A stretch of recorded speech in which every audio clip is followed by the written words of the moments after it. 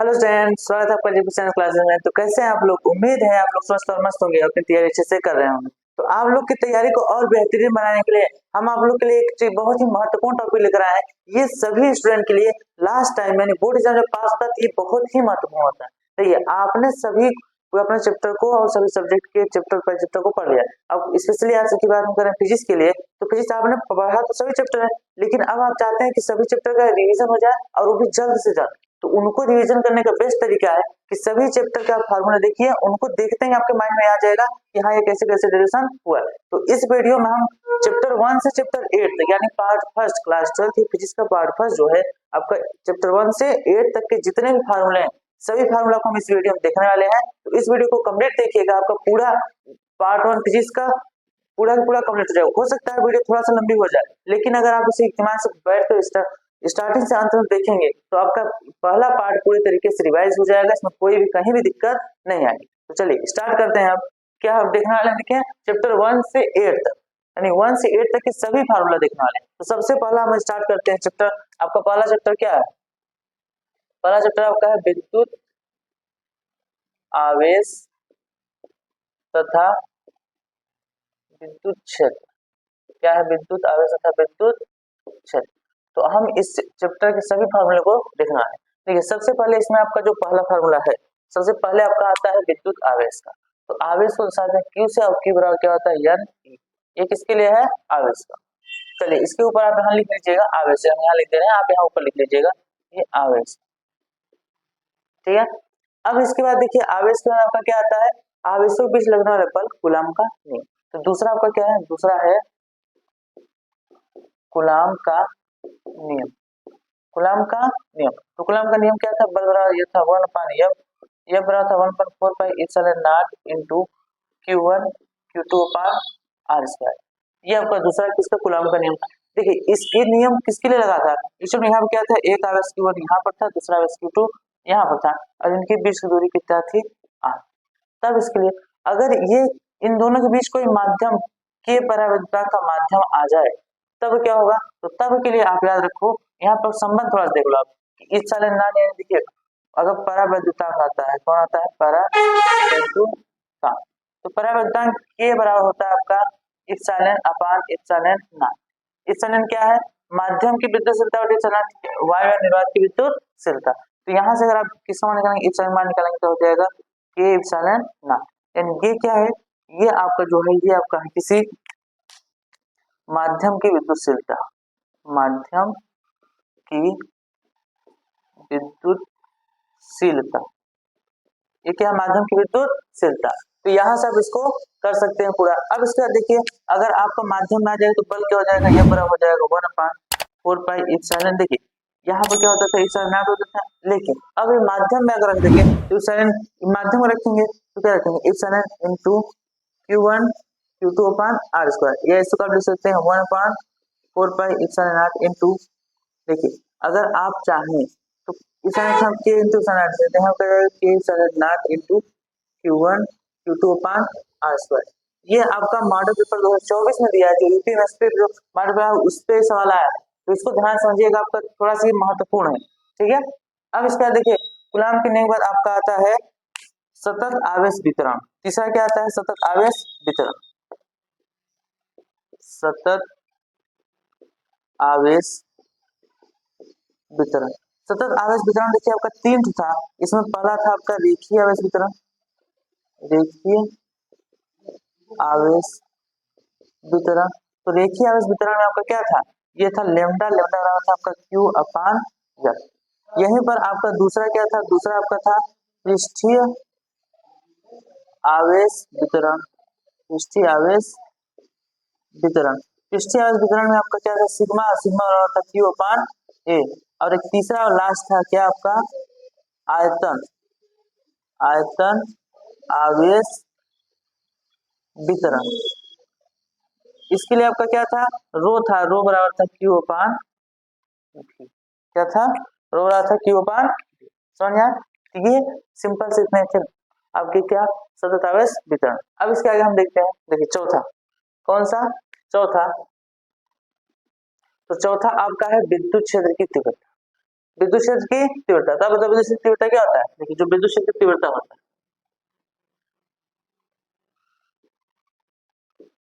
विद्युत क्षेत्र की तीव्रता, इसका सूत्र ई बराबर होता है क्या है? W/Q0 ये होता है। अगर इसी को आप और एक्सप्लेन करते हैं, सॉरी W/Q0 नहीं था, F/Q0, इसी को अगर आप एक्सप्लेन करते हैं तो ई बराबर हो जाता है 1/4πε0 इंटू Q/R²। एक इसका मान हो गया विद्युत क्षेत्र की तीव्रता। इसके बाद आपका बहुत महत्वपूर्ण आता है पांचवा, इसका नाम है विद्युत द्विध्रुव आघूर्ण। विद्युत द्विध्रुव आघूर्ण। अब विद्युत द्विध्रुव आघूर्ण क्या है? तो विद्युत द्विध्रुव आघूर्ण आपका जो था P रहा होता है 12 इंटू Q। यहाँ पर ये क्या है? देखिए आपको पता है कि एक होता है धनावेश, एक होता है ऋणावेश। ये एक दूसरे से कुछ दूरी पर स्थित होते हैं, इनका मध्य बिंदु होता है O। यहाँ से इसकी दूरी L होती है, तो पूरा दूरी अब इन दोनों आवेशों से एक आवेश का अगर क्या करते हैं परिमाण को गुणा कर देते हैं, निकल जाता है क्या? विद्युत द्विध्रुव आघूर्ण। यही होगा P12 इंटू Q। अब इस विद्युत द्विध्रुव आघूर्ण के कारण जो विद्युत क्षेत्र की तीव्रता होती है दो स्थितियों में निकाली जाती है। कितनी स्थितियों पर? दो स्थितियों पर। तो वो कौन सा होता है? देखिए आपका छोटा फार्मूला क्या होगा? विद्युत द्विध्रुव के कारण विद्युत क्षेत्र की तीव्रता अगर निकालना है आपको तो क्या होगा? देखिए दो स्थितियों पर, पहला स्थिति क्या थी? अच्छी स्थिति। तो अच्छी स्थिति पर आपका क्या था? देखिए अच्छी स्थिति था E बराबर 1/4πε0 इंटू 2P/R²। यही अगर आपका निरक्षी स्थिति में देखेंगे तो क्या हो जाएगा? निरक्षी स्थिति पर क्या होगा? निरक्षी स्थिति पर आपका होगा E बराबर 1/4πε0 इंटू P/R²।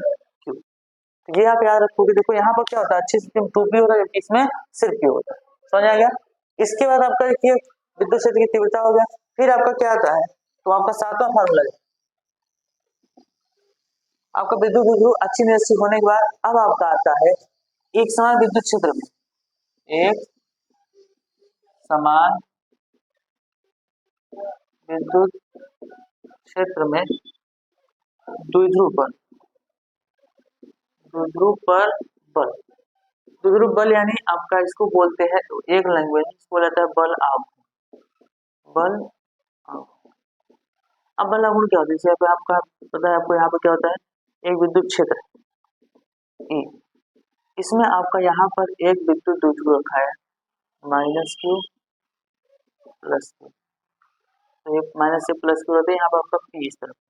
तो ये अगर थीटा कोण रखा है तो इस पे लगना है जो बड़ा होता है टाउ, ये होता है P क्रॉस E।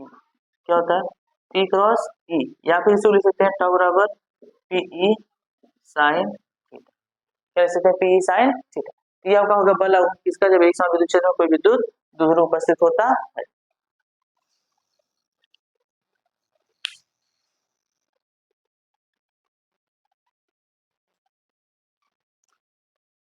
चलिए इसके बाद आपका आता है देखिए अगला, जिसका नाम है विद्युत फ्लक्स। तो आठवां पर क्या है? विद्युत फ्लक्स। अब विद्युत फ्लक्स क्या होता है? देखिए विद्युत फ्लक्स क्या होता है? फाई ई बराबर होता है E डॉट A। क्या होता है? E dot A। इसका डॉट प्रोडक्ट करेंगे। अच्छा यहाँ देखिए क्रॉस था, सॉरी थोड़ा सा मिस्टेक हुआ।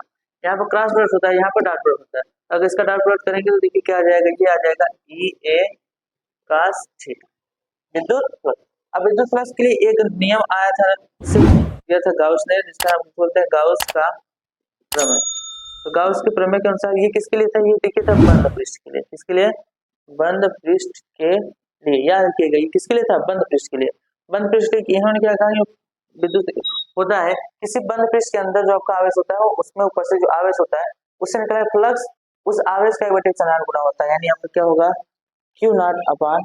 तो सिर्फ क्यों लिखिएगा Q/1/8। ये क्या होता है? गाउस का प्रमेय। अब गाउस के प्रमेय को कुछ अनुप्रयोग भी है, यानी गाउस के प्रमेय का अनुप्रयोग भी है। कुछ अनुप्रयोग में से अगर पहला देखेंगे तो एक क्या बोलते हैं, अनंत लंबाई के चालक के लिए। किसके लिए? अनंत लंबाई के चालक के लिए अगर आप देखेंगे गाउस के नियम से, तो आपने यहाँ से किया है क्या, E बराबर होता है 1/4 pi epsilon naught into 2 lambda upon r। याद रखिए कि एनसीईआरटी में आपका इसी फॉर्मूला बेस्ड सवाल है, तो ये इस प्रकार के सवाल आने के चांस ज्यादा है क्योंकि एनसीईआरटी से ही क्वेश्चन बनता है। तो आप याद रखिए ये बहुत महत्वपूर्ण है। इसी प्रकार का उसके नियम में एक दो और थे, जैसे आपका ये पहला हो गया, दूसरा यहाँ देख लीजिए, दूसरा था किसके लिए, सतत आवेश वितरित, या फिर आप बोल सकते हैं समतल आवेशित पृष्ठ के कारण। तो यहाँ पर आपका समतल आवेशित पृष्ठ क्या होता है, ये होता है सिग्मा अपान 2 एप्सिलॉन नॉट, ये समतल लिखा, ठीक है। फिर एक तीसरा था किसके लिए, गोले के कारण। अब देखिए गोले के कारण तीन स्थितियां बनेंगी। जैसे आप मान लीजिए यहाँ पर क्या है, एक गोला है, ये आपका समान रूप से आवेशित, समान रूप से आवेशित जिसकी आवेश मात्रा क्यू। अब देखिए इससे तीन स्थितियां हैं, इसके केंद्र से स्मॉल आर दूरी पर, दूसरा इसके मान लीजिए त्रिज्या कैपिटल आर है, और फिर इससे आपका बाहर किसी बिंदु पर, यहाँ पर ये आर डैश मान लेते हैं। तीन स्थितियां बनी, आपको इसका पहली स्थिति बनाती है, दूसरी स्थिति और ये तीसरी स्थिति। तो देखिए पहली स्थिति के लिए जो होता है आपका विद्युत क्षेत्र वो होता है E बराबर, पहली स्थिति की है कहाँ, पहली स्थिति आपका अंदर है, अंदर है इसका मतलब इससे निकलने वाला जो फ्लक्स होगा वो शून्य होगा, इसका मतलब यहाँ विद्युत क्षेत्र मान क्या होता है, शून्य होता है। दूसरी स्थिति के लिए अगर आप देखेंगे, देखिए इसके लिए होता है E बराबर 1/4 pi epsilon naught into Q upon capital R square. और तीसरी स्थिति के लिए होता है 1/4 pi epsilon naught into Q upon R dash का स्क्वायर। ये आपका तीसरी स्थिति के लिए होता है, और तीसरी स्थिति के लिए।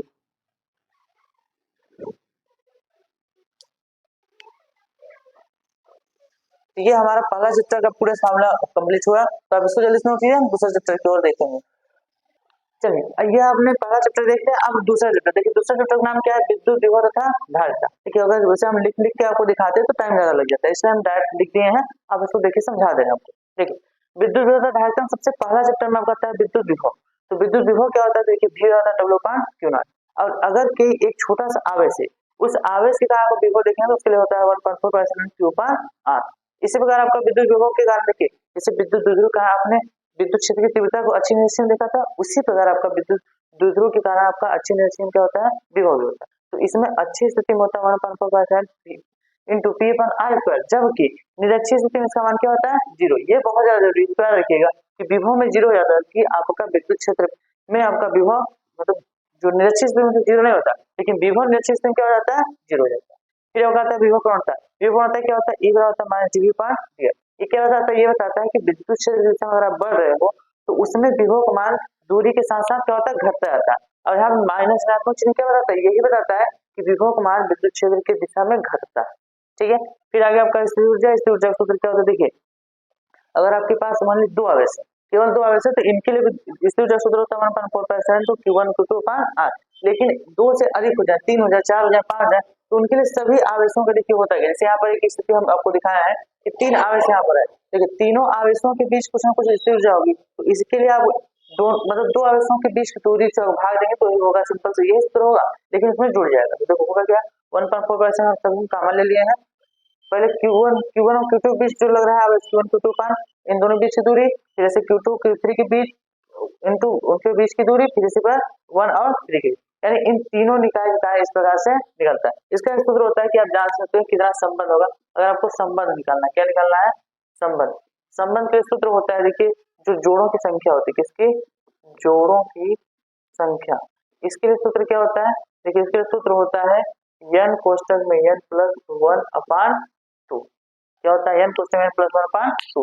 इसे से हम निकाल सकते हैं। देखिए तीन था, अगर यहाँ पर तीन रखेंगे तो तीन और एक चार हो जाएगा, 4 2 भाग 2 और 2 क्या है 6। तो यहाँ माइनस होता है, सॉरी यहाँ पे क्या होता है, माइनस होता है। देखिए अब सही, n कोष्टक n माइनस 1, यहाँ से क्या होगा, देखिए तीन रखेंगे, यहाँ पे तीन तीन में से क्या दो बचेगा, दो दो कर दिया, तीन हो जाए तीन, इनके बीच कितना आया, तीन। इस प्रकार 4 होगा तो 4 निकालेंगे तो उनके 6 आएगा। क्यों? देखो यहाँ पर 4, यहाँ भी 4 रखेंगे, एक बच्चे आएगा 3 आ जाएगा, और 2 से काट देंगे 2 और 2 दिए 6, तो 6 संबंध आएंगे। इस प्रकार अलग अलग संबंध निकाल सकते हैं। फिर आगे देखो क्या लिखा है, विद्युत क्षेत्र में विद्युत ध्रुव घुमाने में किया गया कार्य, कि अगर आप किसी विद्युत क्षेत्र में एक विद्युत ध्रुव घुमाते हुए उसमें किया गया कार्य कितना हो, तो उसके लिए आपका सूत्र होता है W बराबर होता है PE cos θ - cos θ 2। देखो पहले ही यहाँ पर था, इस स्थिति में था θ1 था, इसको घुमा कर हम θ2 तक कर दिए, तो कितना घुमा और उसको घुमाने कितना कार्य हो, उसके लिए कोण के बीच संबंध होता है। समझ में आएगा? फिर इसके आगे देखो क्या होता है, आपका विभव यहाँ तक नहीं होता है, इसका विभव खत्म हो जाता है। आपके चैप्टर में 2 चीजें हैं, एक है विद्युत विभव तथा धारिता। विभव के बाद अब आता है क्या, धारिता। तो धारिता देखो क्या है, चालक की धारिता। तो चालक की धारिता यहाँ पर है क्या, C बराबर Q/D। ये सिंपल सूत्र होता है किसका, धारिता का। अगर आपके पास एक छोटा सा क्या चालक है, तो यानी विलगित है, अकेला है, उसकी धारिता को निकालना होगा। इसका सिंपल सूत्र होता है क्या, C बराबर 4π into R। देखिए आपका एक चालक है, इस चालक की त्रिज्या R है, तो इसकी धारिता क्या होगी, 4π into R। समझ आ गया? अब इसका देखो क्या है, संधारित्र की ऊर्जा, इनकी क्या उसकी ऊर्जा होती है, इन्हें संचित ऊर्जा कहते हैं। देखिए यहाँ पर संधारित्र ऊर्जा लिख के, संधारित्र यहाँ पर लिख सकते हैं संधारित्र में संचित ऊर्जा, संधारित्र में संचित ऊर्जा, क्योंकि संधारित्र एक प्रकार की युक्ति होती है इसमें ऊर्जा को विद्युत क्षेत्र के रूप में रखा जाता है। तो इसमें देखिए उसकी सूत्र होता है हाफ C V स्क्वायर, या इसी को आप अगर बदल देंगे V स्क्वायर का सम क्या रख देंगे, देखिए V बराबर होता है Q/C, तो यहाँ पर आता है Q स्क्वायर C, इसको बदल देंगे तो आ जाएगा QV। तो ये आपका संबंध होता है, तीनों में से कोई भी सूत्र आपको जरूरत पड़ जाती है, जैसे आपको दिया हो। जैसे आपको अगर धारिता और विभव दिया तो ये सूत्र लगेगा, आवेश और संधारित्र दिया तो ये सूत्र लगेगा, और अगर आपको आवेश और विभव दिया तो इसके बाद आता है कि समांतर प्लेट संधारित्र की धारिता। अगर समांतर प्लेट संधारित्र उनकी धारिता निकालना कैसे, देखिए अगर सिंपल सा आपका 2 प्लेटें हैं जिनके बीच कोई माध्यम नहीं है या फिर वायु या निर्वात है, तब इसके लिए जो सिंपल सूत्र होता है C होता है sin A/D। लेकिन अगर इसके बीच कोई परिवर्तन K आ जाए, यानी कोई माध्यम आ जाए इसका परिवर्तन K हो, तो इसके लिए धारिता हो जाती है K का गुणा, तो K sin A/D। और दूसरा कंडीशन क्या होता है, अगर मान लीजिए कि आपका यहाँ पर परावर्तित पदार्थ आया लेकिन पूरा नहीं, ये कुछ मोटाई का है, T मोटाई का है, तो इसके लिए आपकी धारिता क्या होती है, C बराबर sin A/D minus T plus T/K। और फिर ये आपका क्या था, धारिता। फिर आता है धारिता एवं संधारित्र जोन का संयोजन। तो संयोजन के लिए देखिए धारिता और संयोजन दो संयोजन होता है, एक श्रेणी का संयोजन, एक समांतर का संयोजन। तो श्रेणी का संयोजन होता है 1/C equal to 1/C1 plus 1/C2 plus 1/C3। यहाँ पर ये और समांतर क्रम में क्या होता है, नॉर्मल C1 C2 C3 जुड़ जाता है। अब देखिए इनके लिए एक विशेष स्थिति है कि अगर समान यन संधारित्र क्या हो जुड़े हो किसमें, श्रेणी क्रम में। अगर समान श्रेणी क्रम में जुड़ा है तो आपको इस सूत्र लगाकर हल करने की कोई जरूरत नहीं, आप डायरेक्ट C इक्वल क्या लिखोगे, C/N। लेकिन याद रखो कि सभी संधारित्र समान होने चाहिए। जैसे अगर कोई 2 पिकोफैराड का तो 2 पिकोफैराड सब हो, 10 पिकोफैराड का 10 पिकोफैराड का सब हो। इसी प्रकार अगर समान संधारित्र आपके समांतर क्रम में जुड़ा है तो आपको कुछ भी जोड़ने की जरूरत है, डायरेक्ट का n का उसमें गुणा कर दो 1 में आपका। तो ये आपका बहुत ही महत्वपूर्ण सूत्र है किसके, चैप्टर 2 के। अब देखिए जितना पहले चैप्टर और दूसरे चैप्टर में जितना आपको फॉर्मूला होता है, इन सभी का डेरिवेशन भी बहुत इंपॉर्टेंट है। अगर आपको अंदर डेरिवेशन में दिक्कत आ रही है तो इन दोनों चैप्टर का ही नहीं बल्कि हम सभी चैप्टर लगभग वीडियो 1 साथ देख दिए हैं, उसमें सभी में आप डिटेल से आपका क्या किए हैं, डेरिवेशन किए हैं। तो आप जाकर वीडियो को देखिए और उसको अपना पूरा कर लीजिए, ठीक है। तो चलिए इसको नोट कर लीजिए, हम देखते हैं तीसरा चैप्टर। चलिए अब हम देख लेते हैं तीसरा आपका क्या है, विद्युत धारा। तो विद्युत धारा में देखिए चैप्टर नंबर 3 है विद्युत धारा। विद्युत धारा सबसे पहले हम यही देखते हैं विद्युत धारा क्या। तो विद्युत धारा क्या आपका आगे होता है Q/T, यानी आवेश प्रवाह की दर को क्या बोलते हैं, विद्युत धारा। Q बराबर जानते हैं नहीं होता तो हो जाएगा N/T। उसके बाद धारा घनत्व, धारा घनत्व J होता है, J बराबर क्या होगा I/A, यानी I/A। अब आपको पता है देखिए दूसरा होता है क्या, धारा और अनुगण वेग में संबंध। तो धारा तथा अनुगण वेग में संबंध होता है I बराबर यानी EAV। यहाँ से अगर आप I मान उठा के यहाँ रख देंगे कितना पे, तो आपका क्या प्राप्त हो जाएगा, NAEVD, क्योंकि A यहाँ पर देखिए है, ये से क्या हो जाएगा, कट जाएगा। धारा जो ये भी सूत्र होता है। फिर आपका क्या है देखिए गतिशीलता, गतिशीलता होता है म्यू बराबर क्या होता है VD/E। VD आपका अनुगण वेग है, E क्या है विद्युत क्षेत्र, तो ये VD/E बराबर होता है, इसके साथ लिख सकते हैं आप E/M। और E/M कहाँ था, तब देखो यहाँ पर होता है आपका VD बराबर होता है E small capital M into tau. तो यहाँ से देखेंगे E को पसंद करते हैं, बटे माइनस क्या हो जाएगा E/M, तो उसी हिसाब से यहाँ पर होगा, ठीक है। हम देख लेते हैं क्या ओम का नियम। देखिए ओम का नियम क्या है, ओम का नियम होता है V बराबर IR, जहाँ पर R का मान देखो होता है, R के यहाँ पर क्या है, स्थिरांक किसका गुण होता है, चालक का पदार्थ का गुण होता है, इसमें धारा बहती है। ये बड़ा होता है आर बड़ा क्या होता है ml अपान यानी ई स्क्वायर ए इंटू टाउ। इसका डेरिवेशन भी बहुत महत्वपूर्ण होता है, आप इसको एक बार जरूर देखिएगा। अगर आपने नहीं देखा है तो इस चैप्टर को अनुसार इसी चैनल पर आपको मिल जाएगा, उस साथ अगर आपको पूरे लेक्चर को देख लीजिएगा जिससे आपको हर एक चीज समझ में आ जाएगी। तो ये कहाँ से है इसको भी आप देख लीजिएगा, इंपॉर्टेंट। अब देखो इसके बाद क्या होता है, आपको जो आ बराबर आया है तो आ बराबर बी बटे आई, जबकि आर मान क्या होता है ml अपान एन स्क्वायर ए इंटू टाउ। तो देखिए यहाँ से अगर आप ध्यान देखिए यल और ए को, तो यम अपान एन स्क्वायर, देखो m upon n e square into tau, ये क्या होता है आपका प्रतिरोधकता रो। तो यहाँ से समझ में आता है प्रतिरोध यल इन लंबाई के अनुपाती होता है, क्षेत्रफल के दीर्घानुपाती होता है, रो अब स्थिरांक हो गया। तो ये भी आपका महत्वपूर्ण है। अब उसके बाद देखो क्या प्रतिरोध की निर्भरता, प्रतिरोध किन किन चीजों पर निर्भर करता है। देखिए पहला है प्रतिरोध की लंबाई, यानी अगर चालक की लंबाई होती है प्रतिरोध में, चालक की लंबाई, अगर चालक की लंबाई जितना ज्यादा है उतना प्रतिरोध ज्यादा, लंबाई क्या होती है अनुपाती। और यही अगर आप किसी तार को खींच कर लंबा कर दो, क्या कर दो खींच कर लंबा कर दो, तो उसका प्रतिरोध बदल जाता है। अब प्रतिरोध कितना बदलता है उसके लिए देखो यहाँ पे बहुत ही महत्वपूर्ण समझ आपके लिए लिखा है कि यदि एल लंबाई की चालक का प्रतिरोध R1, L1 लंबाई की चालक का प्रतिरोध R1 है, अगर इसे खींच कर L2 लंबाई कर दिया था तो इसका प्रतिरोध क्या हो जाएगा R2। तो R2 मान आप कैसे निकाल सकते हो, बहुत सिंपल, यदि L2 का मान L1, यानी देखिए ये जो तार है पहले तार का n गुना कितना हो जाए n गुना लंबा हो जाए, तो आपको जो प्रतिरोध है वो n का स्क्वायर गुना हो जाएगा, n का कितना हो जाएगा स्क्वायर गुना। तो L2 कितना है n L1, यानी जो दूसरा आपका जिसकी लंबाई है वो पहले लंबाई के n गुना है, तो प्रतिरोध कितना है n स्क्वायर गुना बढ़ गया, कितना बढ़ जाएगा n स्क्वायर गुना। इसी प्रकार आपने देखा क्षेत्रफल भी यहाँ पर निर्भर करता है, तो क्षेत्रफल अगर निर्भर करेगा देखिए क्या होगा, क्षेत्रफल अगर त्रिज्या आ जाएगी, देखो यहाँ पर चालक क्या था मोटर, इसका त्रिज्या R1 थी, इसको जब खींच देंगे तार क्या होगा पतला हो जाएगा, इसका त्रिज्या हो गया R2। अब बताओ त्रिज्या क्या होगा, घट गई मतलब क्या हुआ कि जो R2 का मान है R1 के मान के 1/n गुना, कितना 1/n गुना, तो देखिए 1/n गुना है ही नहीं। अब इसके अगर त्रिज्या आप 1/n गुना कर देते हो तो प्रतिरोध कितना बदल जाता है, तो प्रतिरोध देखिए बदल जाता है आपका n की घात 4, यानी n की घात 4 गुना बढ़, क्योंकि बीच में पाती है घटेगा तो ये और बढ़े, समझ आएगा। अब इसके बाद देखो क्या आपका तीसरा होता है ताप पर निर्भरता, प्रतिरोध ताप पर भी निर्भर करता है। ताप पर क्या निर्भर करता है, RT बराबर R not 1 plus alpha delta T। अब देखो यहाँ से ये संबंध आपको होता है, यहाँ से अल्फा क्या होता है आपका ताप गुणा, ये क्या है आपका अल्फा यहाँ पर है ताप गुणा, अल्फा क्या है ताप गुणा, तो अल्फा ताप गुणा अल्फा क्या होगा RT माइनस R नॉट पर डेल्टा T। ये आपका इसी से निकाला है, समझ आया। इसका होता है आपका प्रतिरोध का संयोजन।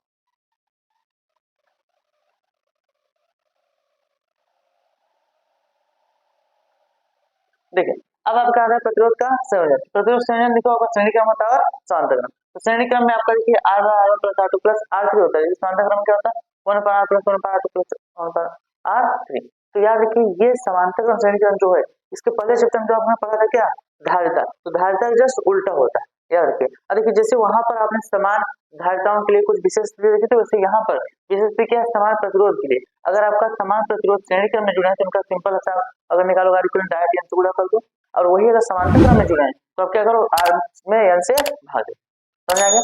फिर इसका देखो क्या है यहाँ नवा का विद्युत परिपथ की ऊर्जा, यानी जब किसी भी परिपथ में धारा प्रवाहित होती है उसकी ऊर्जा क्या है उसमें कितने निकलती है उसको परावर्तन में कितना कार्य करना पड़ता है, उसका मान देखो आपका W क्या होता है V इंटू क्यू, इसी क्यू बराबर होता है आई टी, तो इसका लिखा आई टी। अब देखो यहाँ से V बदल दिया, V बराबर होता है आई R1 के नियम से, तो आई आर यहाँ आई स्क्वायर आर टी हो गया। फिर यहाँ आई बराबर का होता है V बटे आर, तो आई के सामने V रख देंगे तो आपका जाएगा V स्क्वायर बटे आर इंटू, समझ आइए।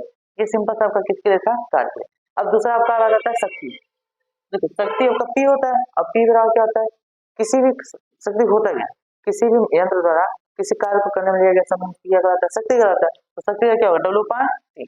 तो यहाँ देखो आपका W बराबर पहले था V आई टी, तो 30 T कट जाएगा, यानी इन सभी फॉर्मूले से अगर आप T हटा दो सभी शक्ति के मान, इन सभी फॉर्मूले से आप T हटा दो शक्ति के मान हो जाएंगे। और यहाँ पे महत्वपूर्ण चीज आपको जाननी चाहिए कि एक अश्व शक्ति होता है 746 वाट, जिसे आप हाथ पावर बोलते हो। आपके आसपास जो ट्रैक्टर है उनमें होता है कि पूछते हैं लोग कि कितने हाथ पावर का है, क्योंकि वो हाथ पावर नहीं होता है एचपी होता है, हार्स पावर होता है।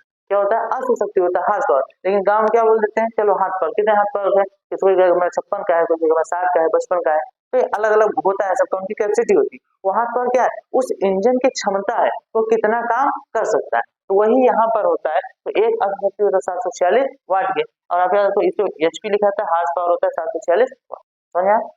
अब ये आपका इसके बाद आता है थोड़ा सा सेल, इसी चैप्टर हमको सेल भी है। तो सेल में आप देखो ई क्या है, विद्युत वाहक बल ई, भी क्या है उसका वोल्टता भी, जीरो भी, और आर क्या है, आर है सेल का आंतरिक प्रतिरोध। इनकी वजह से बहुत ही महत्वपूर्ण संबंध होता है ई बराबर भी माइनस आई। ये मत भूलिएगा, इस पर सवाल आता ही आता है, अगर ये आप भूल जाएंगे तो दिक्कत हो जाएगी। तो इसको अच्छे से नोट कर लो, ई क्या होता है भी माइनस आई।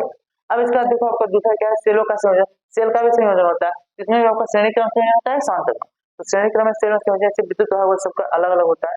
तो E1 E2 E3 upon R, are क्या है, एक बाह्य प्रतिरोध है जिसमें सेल तरह धारा जाती है, और ये R1 क्या है, आंतरिक प्रतिरोध। समझ आ गया। इसलिए अगर समांतर क्रम में जुड़ा है तो इसका देखिए सूत्र क्या होता है, उसमें जो धारा होती है वो होता है E1 अपान R1 प्लस E2 अपान R2 प्लस E3 अपान R3, फिर अपान 1 प्लस देखिए कैपिटल R क्या है, ये कैपिटल R बाह्य प्रतिरोध जिसमें धारा जाती है, और ये फिर R1 R2 R3 आंतरिक प्रतिरोध। समझ आ गया। इसके बाद देखिए क्या है, इसी चैप्टर में आता है किरचॉफ का नियम। तो किरचॉफ ने दो नियम दिए थे, संधि का नियम से धारा का नियम बोलते हैं। इसको आप अच्छे से देख लोगे थोड़ा सा, इसमें एक बहुत ही महत्वपूर्ण लाइन लिखी जाती है कि जो किरचॉफ का नियम होता है, धारा का नियम, संधि का नियम, यह आवेश संरक्षण पर आधारित होता है। ये कई बार पूछा गया है, तो इसको आप याद रखो कि ये जो संधि नियम होता है किसके, आवेश संरक्षण का पालन करता है। दूसरा जो नियम दिया था लूप अथवा वोल्टता का नियम, ये आपका क्या होता है, यह ऊर्जा संरक्षण पर आधारित होता है। तो पहला आवेश संरक्षण और दूसरा ऊर्जा संरक्षण, ये दोनों महत्वपूर्ण, दोनों आपको याद रखना है।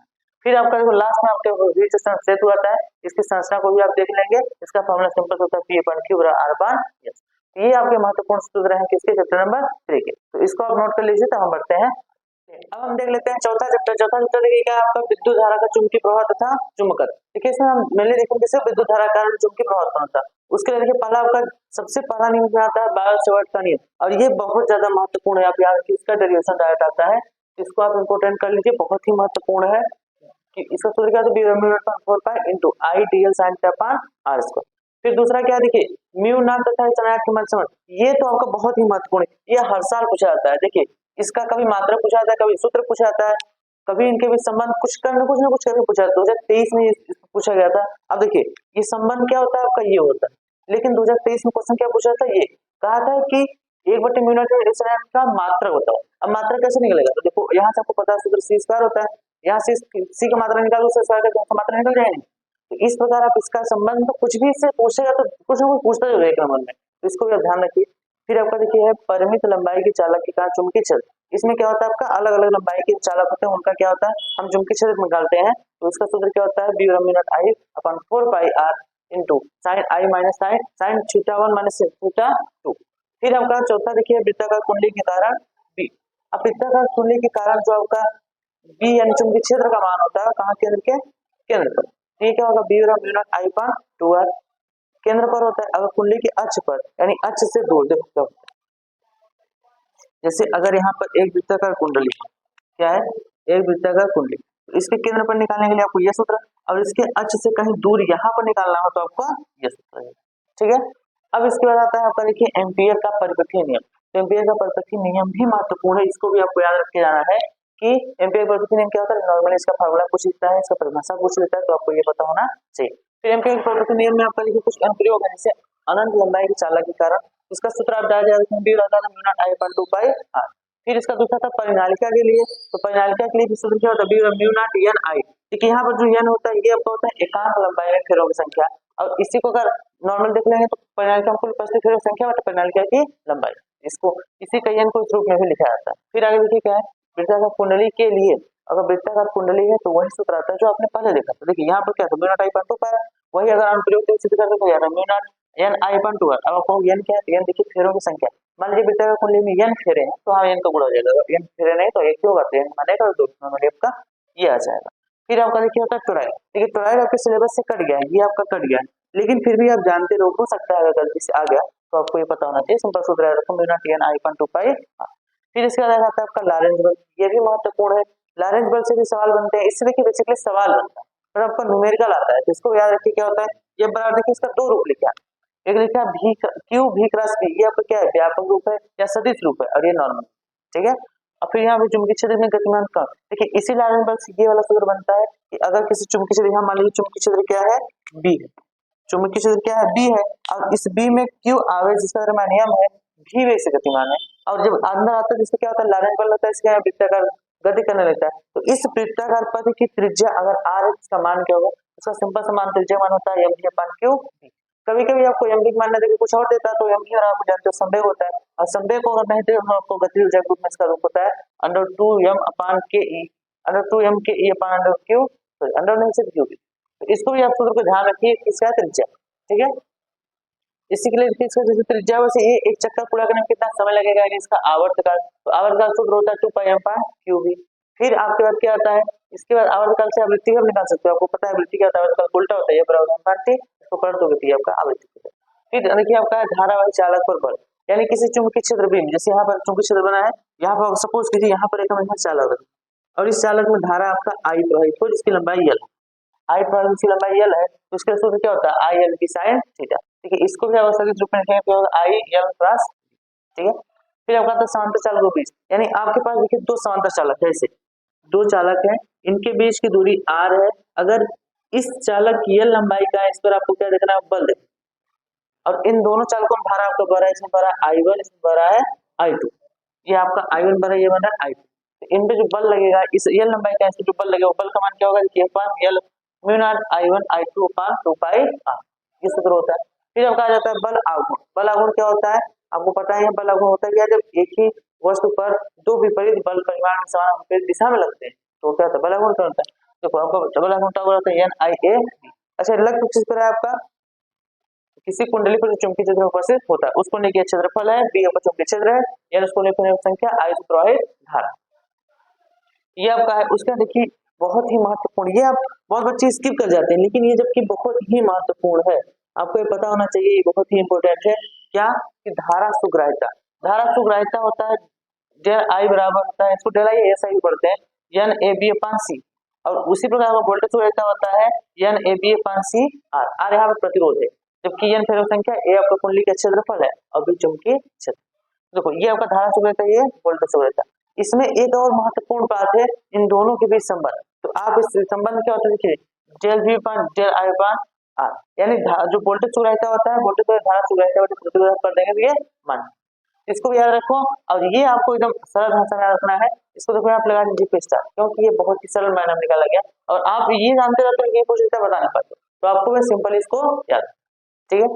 इसके बाद देखो ये आपका, इसके कारण जो आपका था किसी कारण विद्युत धारा का चुंबकीय प्रवाह ये खत्म हो गया, लेकिन थोड़ा सा चुंबक हम पढ़ते हैं इसके अगले चैप्टर में, इसमें आपका चैप्टर नाम है भूत पृथ्वी का चुंबकीय क्षेत्र या चुंबक जो होता है, उस चैप्टर से रिलेटेड कुछ होता है, उसे हम चुंबक पढ़ते हैं। चुंबक में देखो आपका थोड़ा चुंबक और चुंबक से क्या होता है, अगर चुंबकीय द्विध्रुव ध्रुव, आपके पास एक चुंबक है ऐसे, देखो यहाँ पर एक चुंबक है जिसमें आपका होता है एन यस, तो इनके ध्रुव, इनके क्या होता है ध्रुव, इन ध्रुवों में कुछ प्रबलता होती है, इस प्रबलता को लिखते हैं स्मॉल एम, इसमें स्मॉल, और इसकी लंबाई क्या है एल।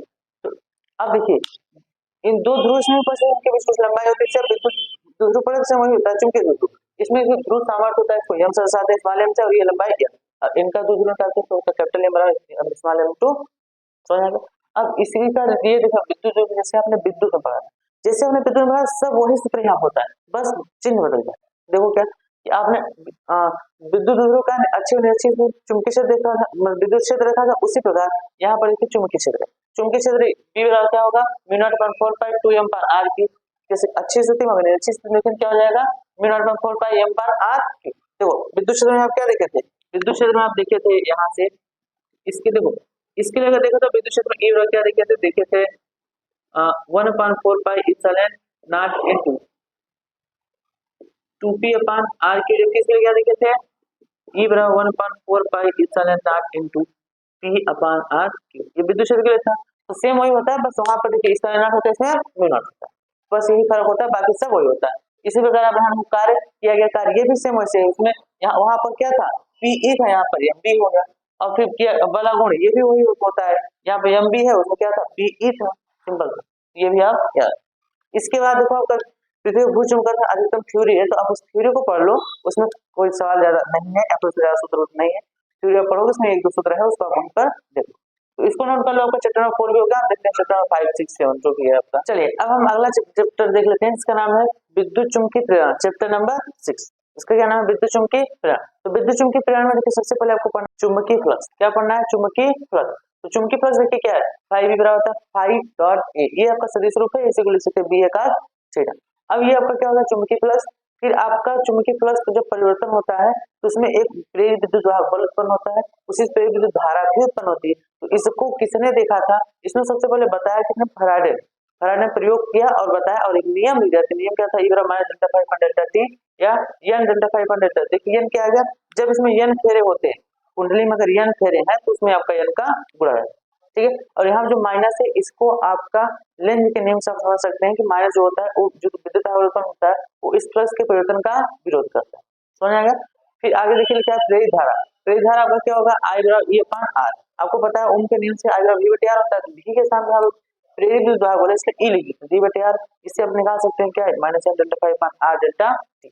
इसी प्रकार आप प्रेरित आवेश का मान निकाल सकते हैं। देखिए ये दोनों आपका बहुत महत्वपूर्ण है, जो रेड लाइन लिखे ये आपको हम खुद बनाकर दिए हैं ताकि आप इन सब चीजों को डायरेक्ट देखते ही कर लो। आप एग्जाम में आता है सोचेंगे क्या होता है, इसलिए आपके लिए अलग से निकाल कर दिए, ठीक है। तो ये इसका क्या आवेश क्या है? I delta T. ये सूत्र होता है I क्यू बराबर क्या होता है? IT होता है। यहाँ से अगर रखेंगे तो n delta five upon R। यहाँ से आप ये देख सकते हैं कि आवेश जो है वो समय पर निर्भर नहीं करता। ये आप लाइन लिख लीजिए कॉपी में कि जो आवेश का मान है वो समय पर निर्भर नहीं करता। फिर आगे देखिए क्या? चालक में प्रेरित विद्युत वाहक बल। अगर कोई चालक है चुंबकीय क्षेत्र में गति कर रहा है, v वेग से गति कर रहा है, तो उसमें जो प्रेरित विद्युत वाहक बल उत्पन्न होगा क्या होगा? तो E बराबर होगा B V L। V हम क्या है? वेग। L क्या है? चालक की लंबाई। और B क्या है? चुंबकीय क्षेत्र जिसमें वो गति कर रहा है। अगर यहीं तो चालक गति वेग से न करके वृत्ताकार ओमेगा कोणीय आवृत्ति से कोणीय वेग से करे तो उसके लिए आपका सूत्र होता है B omega L square upon 2। समझ आ गया। फिर आपका इसका रहता है स्वप्रेरकत्व। स्वप्रेरकत्व तो क्या होता है? सिंपल सा एक गुण होता है किसी कुंडली में अगर धारा परिवर्तित करते तो स्वयं की धारा परिवर्तन कांस्टेंट में क्या होता है? प्रेरित धारा उत्पन्न हो जाता है। तो उसका सूत्र होता है L बराबर n delta five upon I, या फिर इसी को आप लिख सकते हैं कि फाई है। ये क्या है? फाई। अब इसके स्थान पर लिख सकते हैं E delta I upon delta. ये आपका स्वप्रेरकत्व हो गया। इसी प्रकार आप स्वप्रेरकत्व कुछ और चीजें देख लीजिए आप। परिनालिका के लिए स्वप्रेरकत्व। अगर परिनालिका में स्वप्रेरकत्व बना तो उसका सूत्र क्या होता है? म्यू नॉट पाई n square R square upon L। यहाँ पर n क्या है? फेरो संख्या, R क्या है? परिनालिका की त्रिज्या। फिर अगर कुंडली की कहाँ स्वप्रेरकत्व, मान लीजिए n फेरो की कोई कुंडली है उसका स्वप्रेरकत्व निकालना हो तो उसका सूत्र होता है म्यू नॉट पाई n स्क्वायर R अपॉन। फिर आपका नीचे देखिए क्या? प्रेरक में संचित ऊर्जा। अगर किसी प्रेरक में क्या होता है? प्रेरक उत्पन्न होता है उसमें कुछ ना कुछ ऊर्जा संचित रहती है, तो उसका सूत्र होता है U बराबर half L I not square, ठीक है। फिर आपका आता है प्रेरकत्व का संयोजन। ये भी आपका कभी पूछता है तो याद रखिए इसको कि प्रेरकत्व का संयोजन दो होता है, श्रेणी क्रम और शांत क्रम। तो श्रेणी क्रम में आपका सिंपल L होता है L प्लस L, जबकि शांत क्रम में उनका L बराबर होता है L प्लस उनका L2। फिर आपका ये देखिए लिखा है अननोन प्रेरकत्व। अननोन प्रेरकत्व क्या होता है? जब एक कुंडली का दूसरे कुंडली में प्रेरण उत्पन्न हो जाए तो बोलते हैं अननोन प्रेरकत्व। तो अननोन प्रेरकत्व को यम से दर्शाते हैं। यम बराबर क्या होगा? n delta five upon I, या फिर आप लिख सकते हैं m बराबर minus E upon delta I upon delta, ठीक है। अब देखिए जो अननोन प्रेरकत्व ये भी अगर आपको दो कुंडलियां या दो परिनालिकां उसके लिए, तो देखो यहाँ पे लिखा है समाक्षीय परिनालिका के लिए अननोन प्रेरकत्व। ऐसे होता है, देखिए इसमें एक परिनालिका इस तरीके से होती है और एक दूसरी इसी के अक्ष से लगी दूसरी परिनालिका होती है। तो इन दोनों में जब क्या होता है? उत्पन्न होता है। देखिए पहली परिनालिका में आपका क्या होता है? फेरो संख्या n1, दूसरी परिनालिका में फेरो संख्या n2, और यही आपका है दूसरी परिनालिका के ए क्षेत्रफल ए। तो वही आपका m बराबर है n mu naught n1 n2 ये पार L क्या है? परिनालिका की लंबाई, ठीक है। ये आपका क्या हो गया? समाक्षीय परिनालिका का अनुसरण कर। फिर लास्ट एक आपका सूत्र है युग्मन गुणांक। युग्मन गुणांक होता क्या? तो युग्मन गुणांक आपका अननोन प्रेरकत्व और स्वप्रेरकत्व के बीच संबंध होता है। तो अननोन प्रेरकत्व देखिए अगर दो आपके पास क्या होते हैं? कुंडली होती है, जैसे मान लीजिए यहाँ पर एक कुंडली, यहाँ पर दो कुंडली, तो इसका प्रेरकत्व L1 होगा, इसका प्रेरकत्व L2। इन दोनों के बीच जो अननोन प्रेरकत्व होगा आपका क्या होगा? L1। तो ये हमारा कहता है L1 L2। अब यहाँ देखो यहाँ K होता है, हमारा होता है K अंडर L2, लेकिन जो K का मान होता है वो सभी मात्रक पद्धतियों में एक ही होता है, तो आपका L हमारा डायरेक्ट रहता है L, ठीक है। ये नोट कर लीजिए आपका था विद्युत चुंबकीय प्रेरण का सूत्र। इसके बाद एक लास्ट चैप्टर है प्रत्यावर्ती धारा, उसको हम देख लेते हैं। और उसके बाद आपका जो है विद्युत चुंबकीय तरंगे। तो याद रखिए विद्युत चुंबकीय तरंगे आपका थ्योरेटिकल चैप्टर है, उसमें ज्यादा फार्मूला नहीं है, आप थ्योरी के रिवीजन करेंगे तभी आप उसको देख लेंगे। तो इसके बाद प्रत्यावर्ती धारा बस इसको हम देख लेते हैं और आज का वीडियो यही। चलिए अगला चैप्टर आपका है क्या? प्रत्यावर्ती धारा। तो प्रत्यावर्ती धारा देखिए स्टार्ट क्या करते हैं? प्रत्यावर्ती धारा होती क्या है, तो प्रत्यावर्ती धारा कैसे चलती है? तो आपका प्रत्यावर्ती धारा देखिए थोड़ा सा देख लीजिए, ये धाराएं कुछ इस तरीके से चलती है तरंग के रूप, ठीक है।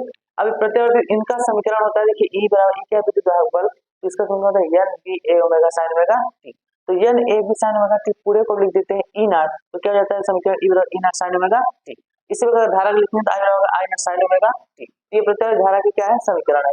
उसके बाद देखिए आवृत्ति आवर्तकाल था कालांतर, इनका अगर ये तरंगों के रूप में चल रहा है इनकी क्या होगी आवृत्ति आवर्तकाल और क्या होगी कालांतर भी होता है। तो इसमें देखिए जो आवृत्ति होता है से प्रतिक्रिया ये बराबर होता है 1/t, और ये ओमेगा क्या है ओमेगा कोणीय आवृत्ति है, इसका होता है 2 पाई एफ, या आप ये बराबर लिख सकते हैं क्या 1/t तो हो जाएगा 2 पाई टी। ये किसका मान हो गया ओमेगा। अब कलांतर क्या होता है देखिए यहाँ पर धारा बोलते हैं दोनों बीच कभी कलांतर भी होता है, तो उसके लिए कलांतर लिखते हैं फाई से, फाई बराबर लिखिए यहाँ क्या है I naught sine omega T, जबकि भी रह जाएगा भी naught sine omega T plus phi क्या है इनमें कलांतर में कला में अंतर है, यानी देखिए सिर्फ ओमेगा टी तो लिखेंगे ओमेगा टी प्लस फाई, यानी फाई से आगे फाई ज्यादा है, ज्यादा मतलब आगे, तो इनके जो कलांतर लिखते हैं कला में ये अग्रगामी है, कला में क्या है पश्चिम, समझा। फिर आगे देखिए होता है आपका धारा का औसत मान, तो धारा का औसत मान भी आपको याद रखना है, ये जो मान लिखे हुए हैं ये बहुत ही महत्वपूर्ण है, आपको एग्जाम में डायरेक्ट आते हैं, याद रखना आपको एग्जाम में डायरेक्ट आते हैं तो बहुत ही ज्यादा इंपॉर्टेंट है, इसको आप नोट कर लेना कि धारा का औसत मान क्या होता है। तो देखो धारा का औसत मान जो होता है वो होता है I average 2 I naught upon pi, अगर इसको सॉल्व कर देंगे तो इसको मान सकते 0.637 आई नॉट, इस प्रकार भी के निकालेंगे तो वही सेम होता है सूत्र, बस यहाँ पर आई थे भी हो जाता है, भी हो जाएगा क्या 2 वी नॉट अपॉन पाई, या इसको सॉल्व करेंगे 0.637 वी नॉट, समझ आया। यहाँ वी नॉट और आई नॉट क्या है शिखर मान यहाँ लिखा है ना आपको आई नॉट जो है ई नॉट, ये सब क्या है शिखर मान।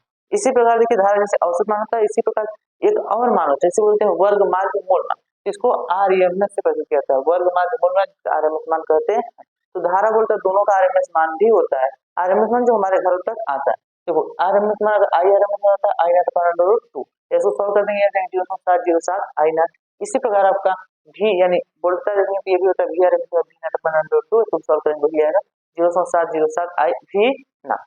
फिर आपका देखिए धारती प्रतिघात, अब धारती प्रतिघात क्या प्रेरणी प्रतिघात क्या है, अगर आप चैप्टर पढ़े तो आपको हर चीज समझ में आएगी, और नहीं पढ़े हो तो सभी चैप्टर का 1 शॉट वीडियो डाला है उसमें कंप्लीट डिटेल 1 शॉट वीडियो में हमने कंप्लीट डिटेल में इसको देखा है, मतलब चर्चा किया उसका, तो आप जाकर उन सभी वीडियो को इसी चैनल पर अवेलेबल को देखकर अपना कोर्स पूरा कीजिए। हालांकि ये आपका फार्मूला वाला वीडियो है तो सिर्फ फार्मूला ही बताएं। इसका देखिए धारती प्रतिघात क्या होता है एक्सिस प्रतिघात है, इसका 1 ओमेगा इनटू सी, ओमेगा का प्रविधि कैसे लिखा सकते हैं क्या 2 पाई एफ, इसके साथ लिख दिया 2 पाई एफ। इसे प्रेरणी प्रतिघात क्या होता है, इसको एक्सेल से दर्शाते हैं, एक्सेल का होता है ओमेगा इनटू, इसका एक सूत्र हो सकता है।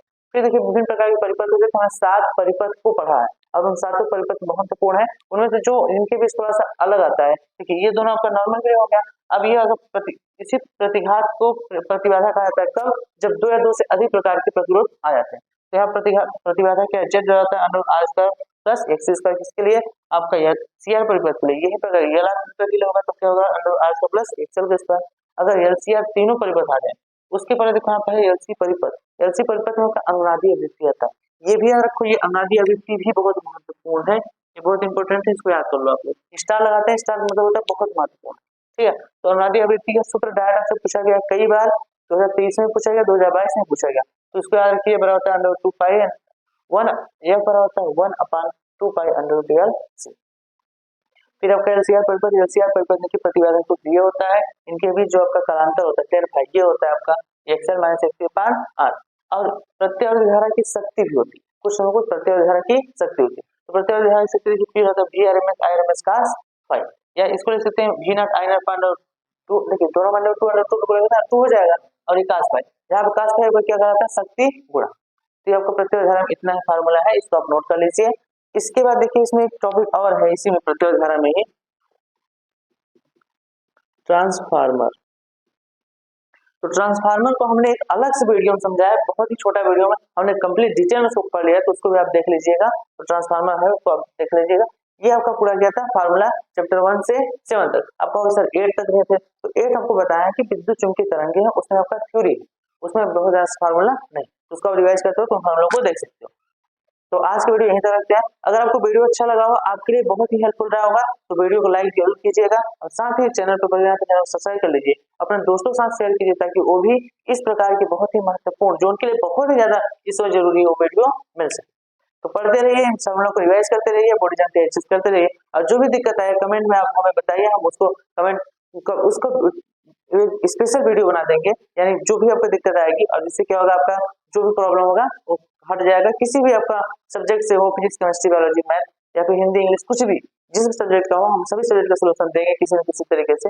तो आप उसको कमेंट में जरूर लिखिएगा। तो पढ़ते रहिए, मिलते हैं नेक्स्ट वीडियो।